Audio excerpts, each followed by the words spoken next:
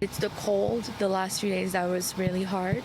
Lack of light, and I think just mentally it's just exhausting. 5 days after the devastating ice storm in Quebec that knocked out power for over 1.1 million places at the peak, thousands remained in the dark Monday. Hydro says they're working round the clock and hope to have most back on the grid by tonight, but adds some may have to wait until Tuesday. The Rouleau family living here in Pierrefonds on Montreal's West Island have been staying afloat with the help of a generator.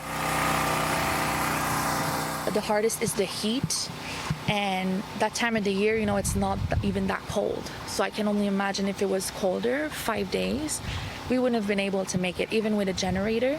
As of 3 p.m. Monday, just over 28,000 Hydro customers still didn't have electricity. Hydro said 1,600 workers were out in the field fixing the damage from the nearly 30 millimeters of ice. We haven't seen no truck of Hydro Quebec over here in the last, since the beginning. So we know around there is some trucks, but here we're being left out. We didn't want to leave the house, and because of my wife's cancer and stuff like that, we didn't want to take the risk either. We're a family of 6 over here, so we have all of our fridge and coolers and TVs that are hooked up, so we're lucky for that.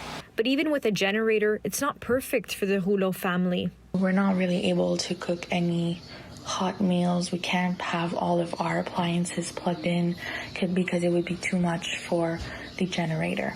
Montreal officials are warning people not to use fuel-burning appliances inside after 180 cases of carbon monoxide poisoning were reported since the storm. A 75-year-old man in Saint-Joseph-du-Lac, north of Montreal, died after running a generator in his garage last week. We have a carbon monoxide detector just to make sure that everything's fine. But as the days pass, the frustration continues to grow. It feels ridiculous at this point with the weather being nice. Almost everyone has their power back except us here. In Montreal, Alyssia Rubertucci, City News.